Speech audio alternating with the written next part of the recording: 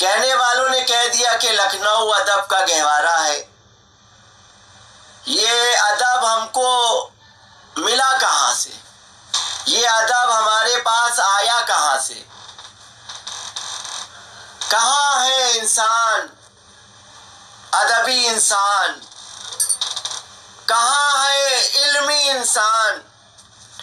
کہاں ہے جاگتا ہوا انسان؟ کہاں ہے بیدار انسان؟ ہم نے چلتے پھرتے مردے بھی دیکھے ہیں اور بے جان زندگیاں بھی دیکھی ہیں۔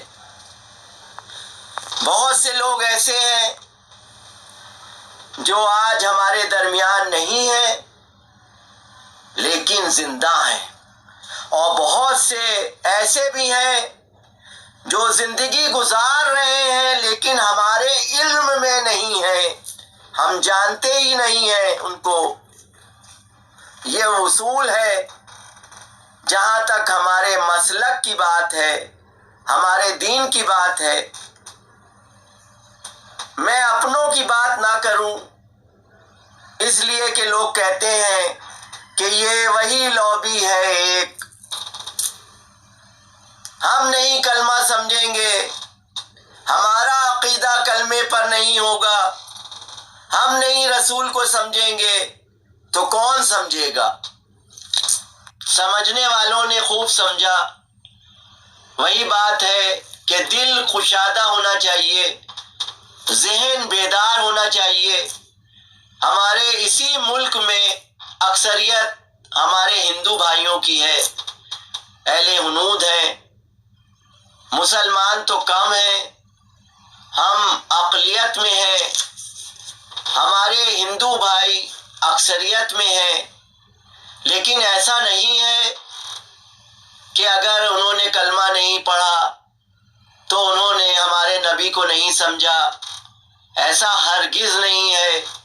بہت سے ایسے ہمارے ہندو بھائی ہیں جنہوں نے پیغمبر خدا حضور سرور کائنات صلی اللہ علیہ وسلم کی شان میں نعتیں لکھی ہیں، مولا کائنات امیر المومنین علی ابن ابو طالب علیہ السلام کی مدح میں منقبتیں لکھی ہیں، حضور سرور کائنات کے نواسے امام حسین علیہ السلام کے مرثیے سلام لکھے ہیں ہمارے ہندو بھائیوں نے۔ اور یہ بھی نہیں کہ آپ کی مروت میں لکھ دیے کہ کسی کا کوئی دوست مسلمان ہو کہ اس کی محبت میں اس کے خوش کرنے کے لیے اس کے نبی کی نعت لکھ دی ہو۔ یہ سب کچھ نہیں ہے۔ محبت میں ڈوب کے، پہچان کے، عرفان کے ساتھ نعتیں کہی گئی ہیں، منقبت کہی گئی ہیں، قصیدے پڑھے گئے ہیں۔ یہ ہمارے ہندو بھائیوں کا حال ہے۔ میں آپ کو یاد دلاؤں، اسی ہندوستان کا باشندہ جس کا نام زندہ ہے وہ خود زندہ نہیں ہے۔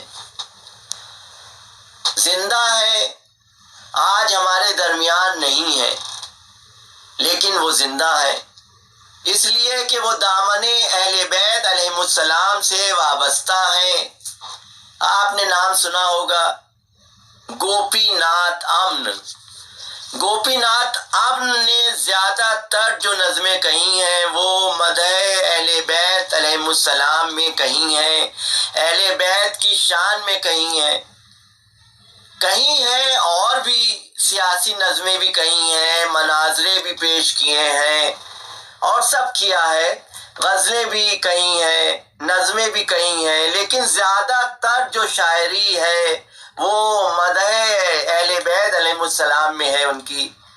آج وہ موجود نہیں ہے لیکن اپنی شاعری میں ہے، اہل بیت علیہ السلام سے محبت میں ہے، اپنی تصانیف میں ہے۔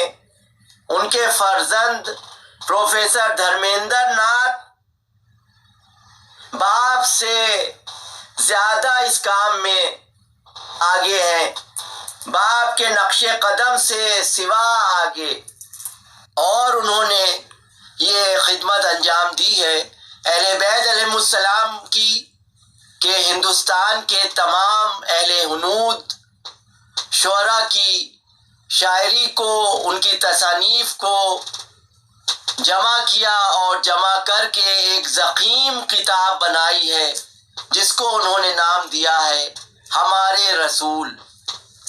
ہمارے رسول مسلمانوں کے رسول نہیں، خالی ہمارے رسول۔ دوسری کتاب ہمارے حسین، نبی کے نواسے پر جتنی بھی نظمیں لکھی گئی ہیں، جتنی مدح سرائی کی گئی ہے، وہ سب جمع کر دی ہے ہمارے حسین۔ آپ کو یاد ہوگا جوش ملیح آبادی کا یہ ایک مصرع، انسان کو بیدار تو ہو لینے دو، ہر قوم پکارے گی ہمارے ہیں حسین۔ اے مسلمانوں، اے مومنوں، اے انسانوں، ہر قوم پکار رہی ہے جو بیدار ہو رہی ہے۔ اس کے معنی کیا ہیں کہ جو کہے کہ حسین ہمارے ہیں وہی بیدار ہے۔ جو قوم بھی کہہ رہی ہے ہمارے ہیں حسین، وہ بیدار تو ہے۔ حسین ہمارے ہیں کہہ کر اپنی بیداری کا ثبوت دے رہی ہے۔ اور اسی کے برعکس ان کو دیکھ لیجئے جو حسین کو سمجھ نہیں پا رہے ہیں،